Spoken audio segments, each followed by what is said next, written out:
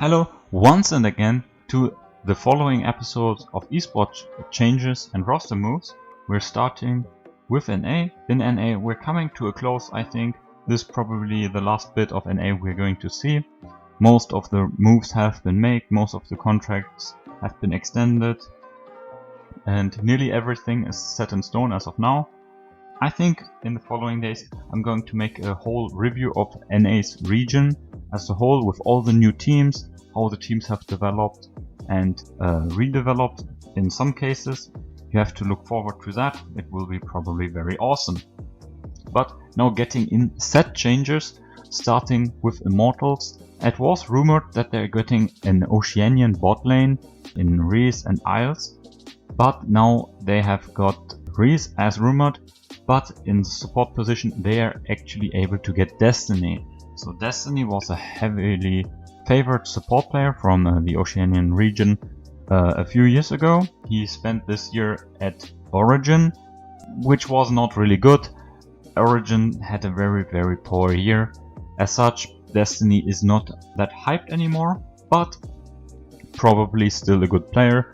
Also him and Reese both come from the same region, so culturally I think they should get along well together. So yeah, Immortals as rumored imported their bot lane. Then Cody-san did leave 100 Thieves, and it goes further than that. It is said that he's not participating in the LCS.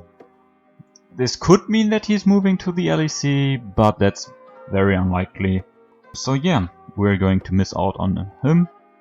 This year it was kinda okay, but yeah, he was on a decline in the last years. Then Stixay, who has left CLG after many months and years, has joined Golden Guardians. So Golden Guardians able to get some popular players for their team. These like newer teams like Golden Guardians, Immortals as of now, FlyQuest, they need big names for their brand so they can generate fans, right? TSM and CLG, they have fans over a long time, so they don't need this branding, while these newer teams, they need like very pop out and popular players, and Stixay certainly is one of them, especially for NA. Then Cobalter and Smoothie stay with CLG. That was not really surprising. They played quite okay-ish in their last season, and overall CLG, yeah, they're probably not looking to win the league at the moment. They're looking for the new face and a new branding. They're probably not anticipating a great start in spring, but maybe with academies, maybe they're able to develop new talent. Cobalter and Smoothie, they're not bad per se, especially in the NA format, but they're also not superstar players. Moving on, it is, and the rumor has been confirmed, FlyQuest has been able to both sign Licorice and Johnson. So Johnson, obviously an NA AD carry, so they don't need an import, and from what he delivered in the Academy League last year, yeah, he looked pretty good. Obviously, I'm not really sold on Academy, because Academy is even worse than normal NA LCS, and many players are not even trying there because they're tilted that they have to play Academy. So I'm not really sold on Academy performance like only, but I heard many good things in tryouts, and apparently many teams, same with Licorice, were bidding very highly for him. Some rumors go that Immortals was bidding for him as of now. But yeah, FlyQuest won the bid, and were actually able to sign both Licorice and Johnson. Obviously, signing Licorice means that Solo, their current top laner, has to leave. Solo, yeah, last year, spring was not that great, but his summer performance was really elevated from his current play. So yeah, I hope he does find a team. I think Golden Guardians is the only team with a spot left. So he probably is looking to get that main roster. Otherwise, yeah, he has to play Academy, which is, yeah, actually below his level. So yeah, then going more in the direction of these newer teams, Golden Guardian Academy is able to sign Tally, also from Legacy Esports. Tally is one of the two mid laners. So that means only 2 players are left from Legacy's great team. And yeah, we see another team being bought off by different other major region teams that have like twice or like 100 times more money than them. For the individual player, it's good, they get more money, but sadly in many cases we see that their careers are not really prospering and they're stuck in academy. And yeah, in comparison, Legacy with the same roster, they would probably win the OPL again and would probably then get an NSI and maybe an Worlds run. Well, yeah, they wouldn't win Worlds, but they wouldn't win Worlds with an NA team either, probably. So yeah, for the individual record, I don't think it's that good for the players. For improvement and for their money situation, yeah, obviously getting the NA payments and yeah, practicing with NA and overseas talent is obviously good for them individually.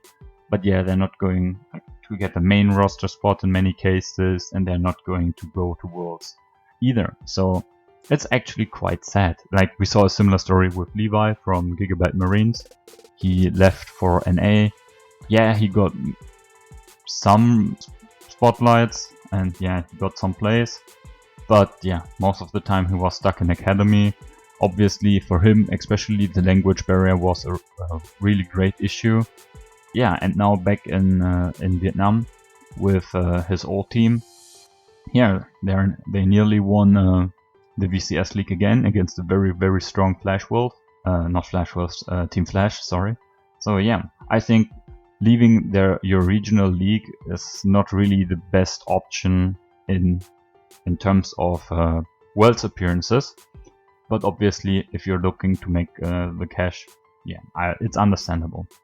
Okay, so last but not least, I just wanted to sum up some of the lesser known moves.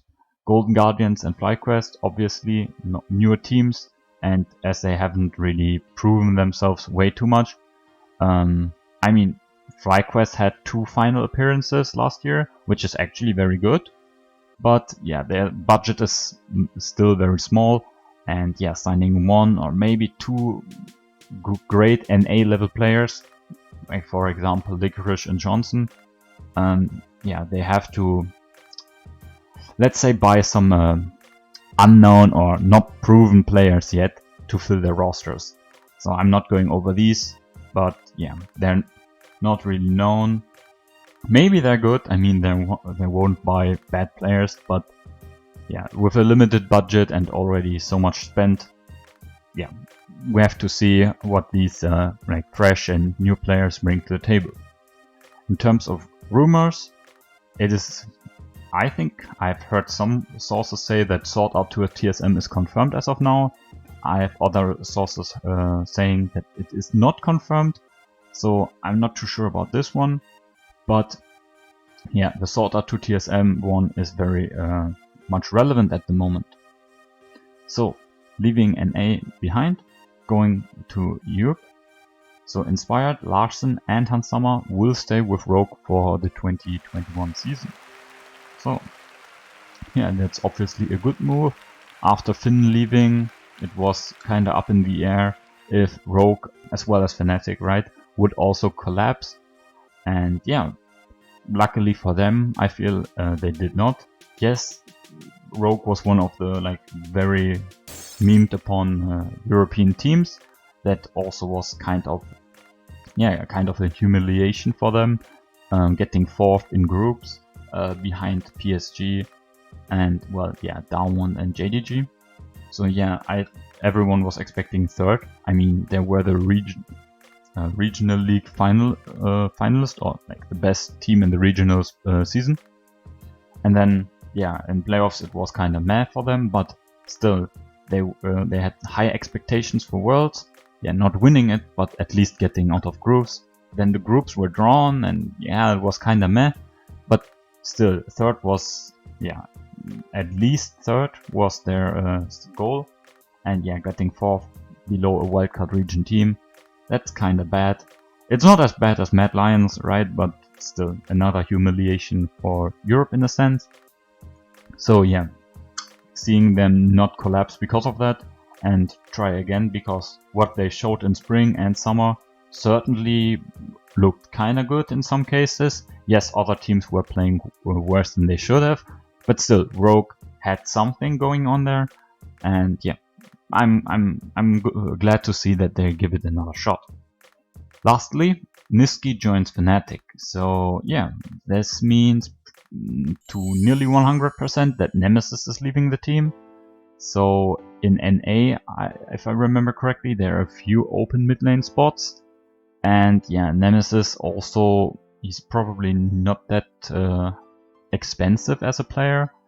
I'm not sure about his contract, so if he is leaving or if he has to leave, like if he's bought off of Fnatic, or if he like is let or if he has to leave because his contract is or has run out. I'm not sure about the exact situation there, but it's very likely that he's going to leave the team after Niski joining Fnatic. And yeah, that's quite sad. I don't think that Niski over Nemesis is like a great upgrade. Yes, Niski is more of a carry player than Nemesis, but I'm not really sure if that's the upgrade you were looking for. And I think Niski is probably more expensive than Nemesis. So yeah, with the gap in the AD carry position, and as I heard, Selfmade is also quite expensive in his contract. Not sure, yeah, Fnatic has one of the greatest EU budgets, but still, like, I don't know how much Upset costs at the moment. I mean, he's coming from Origin, so probably not that expensive. So maybe I'm going over nothing. Obviously, I have some bias for Fnatic. But yeah, I'm not really sure if that's such a great move. Yeah, really strange. Then obviously the rumor is also going to be again Upset to Fnatic for the vacant AD carry spot. Talked about that in the last video. I think it's a good move for everyone involved. So yeah, let's do it. Also, again, Upset shouldn't be very expensive for Fnatic. So yeah, maybe they can upgrade top lane. But with Hylissang also staying, yeah, it's very likely that Whippo is probably staying with the team. Additionally, who are you going to get? Alfari left the region, Wonder is not going to leave G2.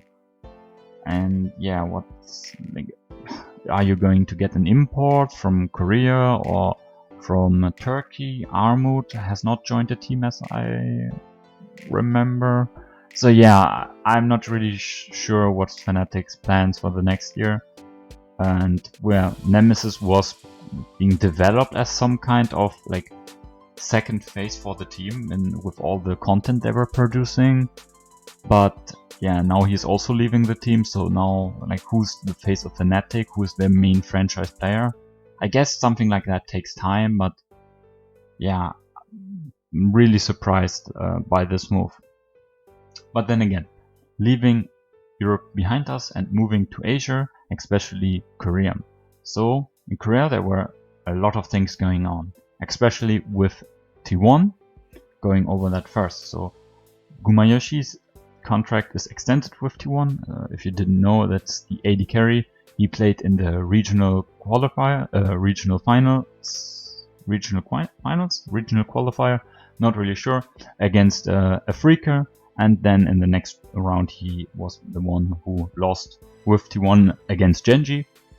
His performance was okay-ish. Mechanically he looked very good, but obviously as a very young player in this high pressure situation. Yeah, already talked about that in my very first videos on this channel. If you're interested in that, you might check it out. So yeah, he has his contract extended. I think that's a good idea. I don't know if Teddy is playing, because yeah, the last games weren't played with him. But Teddy's contract is still, I think, for 2020 even. So he's obviously staying with the team. So yeah, maybe Gumayushi is like just staying as a training partner, or maybe they're actually actively looking to switch him with Teddy for some matchups or maybe for Eternity. Not really sure about that. Still have faith in Teddy personally. I don't think he was the main issue. I think he was subbed out because he himself didn't feel like it. Didn't feel like he was playing good enough. That's my my thought process behind this. Next, LS is joining T1 as a streamer / content creator. So he did I think 15-minute video expose, video statement on his channel where he was talking about the whole situation. Not going to repeat what he said there. So as a streamer he has more freedom to do more for League overall, not only for one team, and also he's not limited by what the team can do and can't do, right? And also language barrier in a sense. I'm guessing that he's doing stuff for the team in the background because, well, why else would you really do this move, right? He's also already a streamer and content creator on his own, and also a caster for Riot Games. So obviously, if he's joining T1, he's getting payments and so on, and sponsoring, yes. So financially, that's something, but he's also losing some other options where he is now making money of. So I'm still guessing, even though he's officially joined as a streamer and content creator, I'm guessing that he's doing stuff in the background. Maybe he's helping the analytic team that is newly being developed at T1. So yeah, I'm guessing he's doing something, but even if he's not doing something, T1 content with LS will probably elevate T1 and the region as a whole, because giving him more resources and more time, LS then can share some of his knowledge with us all. So yeah, I'm really looking forward to that. Yes, he now is a part of T1, so his analysis will be a bit biased towards them, but yeah, even then, I'm not really sure about that, because he has always been a very objective person per se. Even when he was part of BBQ, at points he was criticizing his own and his team's play moderately, because he was their coach, right? But he was still doing it, and now he's a streamer, not a coach, so I'm sure his analysis will still be objective in a sense. Okay, moving to some very interesting player roster moves and not PR moves. Hangwa Life, the ex-Ku Tigers and ex-Rocks Tigers, is able to sign Deft, Mir, who is a jungler, if you didn't know, he's from the challenger scene, so, and Chovy. So Deft, Chovy and Mir, with Deft and Chovy obviously being the superstars from Dragon X and the main carries from that team. Hangwa Life being able to sign these players, I'm very, very surprised. I have never expected that. Yes, the rumor was Chovy to Afrika, and Afrika probably has the money to do that move. I'm sure Chovy has many offers from China and maybe from other Korean teams offering huge amounts of money. So either Hangwa Life outbid them all, which is very, very unlikely, or Chovy wants to stay in Korea, which I think is more likely in this scenario. If he's signing with a team based on money, I don't think he would stay in Korea. But now with this move, Hangwa Life, yeah, they look quite good. Obviously, Korea's off-season starts a bit later than the rest of the world, with the 16th of November. But now 9 days into this, yeah, he has chosen a team. We're not sure about every other member, right? They have 2 junglers at the moment. Probably Mir's going to be the one who's going to start. Not really sure about that, right? Cat's contract is extended, if you're wondering about the second jungler. So yeah, Deft and Chovy, but again, combined. And I think that's a very great thing. And also, yeah, I'm not really a huge fan of Hangwa Life, but of the Rocks and Ku Tigers. They were a good team. A very great team, one probably of the best who have ever played the game. After Samsung Wyatt and SKT, obviously. But yeah, they were the greatest second place, I feel like. So hopefully maybe they're rebranding as well. I'm not really a fan of Hangwa Life. Their name doesn't ring a bell for me. So yeah, Then the next ex-Drang X member, Doran, is joining KT. So Doran and Yukal are the only ones in KT. As I said, the LCK's off-season starts later and many moves are being made in the very last weeks and seconds. So yeah, KT obviously needing 3 more players. We have to wait and see. Hangwa Life, yeah, also they need some players. KT, I guess, right, if they need a bot lane, again, Hans and Viper are on the market together. Tarzan is also there, and he said that he didn't want to join last summer because he didn't want to join mid-season. So yeah, there's a chance of him joining a team now, and I really hope to see him because he's a very good player. I want to see him with a different team than Griffin, so maybe we can see what he can do with another player than Chovy. Maybe he's joining Chovy and Mir as academy team. I don't know. Also, there's chances of him joining T1 because yeah, there were rumors and discussions about Kaz leaving. So yeah, very exciting. Other rumors still Effort and Effort leaving T1, Nagari to T1, and yeah, nothing else really major being rumored at the moment. As I said, in Korea and Asia as a whole, these off-season and roster moves are not as public as they are in the West, where the players are tweeting about it, the players are making videos about it, many stuff is being leaked here and there. So yeah, not really sure about major stuff going on in the background here. Moving to the next Asian region, the LPL. We only have one really move here, so yeah, nothing great. Killua is also leaving LGD, which only leaves Xie left, and yeah, they have some other like academy and second team roster players on the team, but yeah, LGD nearly, like with Xie's contracts still not extended, right? This contract is already run out at the 16th. But he's still in the, what is it called, GOD, the team. So yeah, LGD probably losing all their players.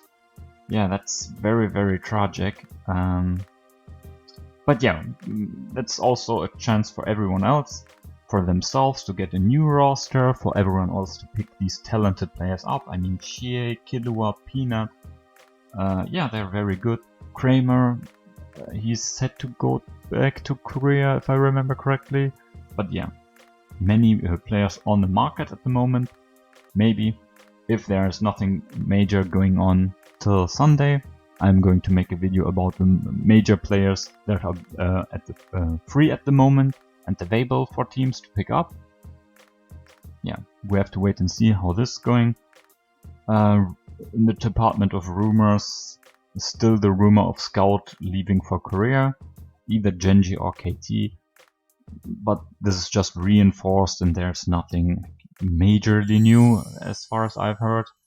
So yeah, again, in Asia, rumors are a bit down low, unless they're like leaked by accident, right? With the Effort and LS thing, where Effort opened Discord and LS was a member in a T1 only group. But yeah, regardless of these leaks and possibilities, yeah, nothing major happening in the LPL as of now. I guess with the following days, teams will look to pick up players, and maybe it's just taking some time. Going to some global moves here. So in Rainbow 7, Leza and Ace or Eke are leaving also the team. So yeah, another wildcard region team completely falling apart after a good Worlds performance, or like good, a decent Worlds performance. Yeah, very sad to see, but yeah, maybe they're just extending contracts. They haven't joined another team, so yeah, we have to wait and see.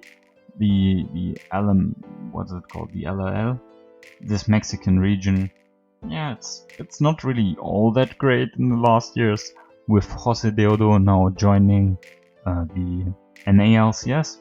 They also lost one of their major talents. So yeah, a bit sad, but again, always a new chance for a new beginning.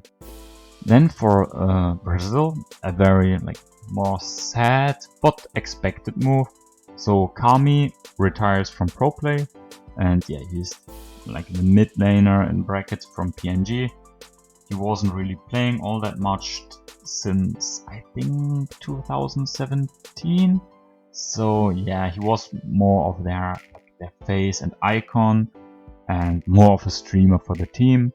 A very old player in terms of his career. So yeah, but now he's fully retired from pro play and he's probably moving to full-time streaming. Probably still for the team or for the logo of PNG. But yeah, he's an icon in the Brazilian scene. So yeah, another great player leaving his team and yeah, retiring from pro play. Similarly, the RTT is also, yeah, he's quite old, so yeah, we have to wait if he's doing another year. But yeah, so another move, Palette, he decided to stay with FL, with Team Flash in the BCS. FL, also a team that was looking to nearly fall apart. I think they lost their top laner. I think he left. Not really remembering it all that well. He left at the beginning of the off season. So yeah, FL obviously a team that looked very, very good, and yeah, we were very hyped for them for Worlds and even MSI, but yeah, they got robbed really hard.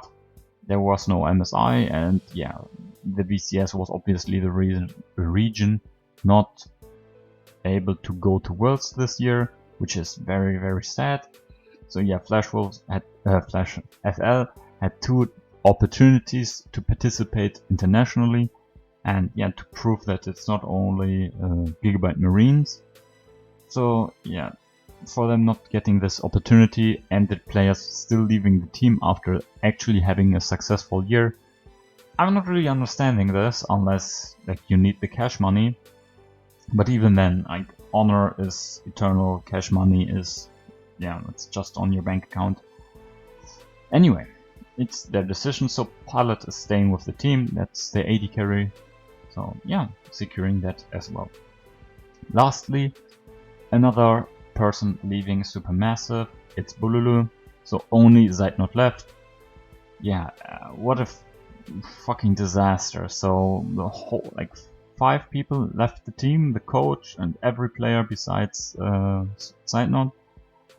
Yeah, I don't know what to say about this. This is just horrible. Where are these players going? I do not know. There are rumors of players like Armut joining the LEC. The other players, I have no idea. Some of them, Kakao and GBM, as they are Koreans, maybe they're going back to Korea for military servers, for the academy teams. I do not know. But yeah, it's actually very sad. Supermassive, they nearly got out. They nearly got out of qualifications. So it's very devastating, actually. Like, if you're a Turkish fan, I mean, yeah, that's heartbreaking to see your best team like implode into nothingness. I mean, yeah, some of the players will stay in the region, but still, it's the chemistry, just not just the player. The players working together is what makes them great, right? We've seen that time and time again, that the player individually, yes, he might be talented, but he fully shines if he's playing with certain other players. So yeah, to see the team completely fall into nothingness, very heartbreaking for anyone interested in Turkish League. So I know this video was a bit longer than usual, but hopefully, yeah, you had some fun listening in to some interesting roster moves and rumors. So yeah, going to see you all on Sunday with either another esports changed video with some people who are like roster free, so free available on the market, or maybe if the whole NA league system is now completely set in stone, we're going over some teams there, talking about if they upgraded themselves, their positions, and yeah, maybe doing some power rankings, looking which team might be the best at the moment, and where they all fit in a potential spring split. So again, hope you all had some great fun here, and overall a great day. Till Sunday then, stay safe.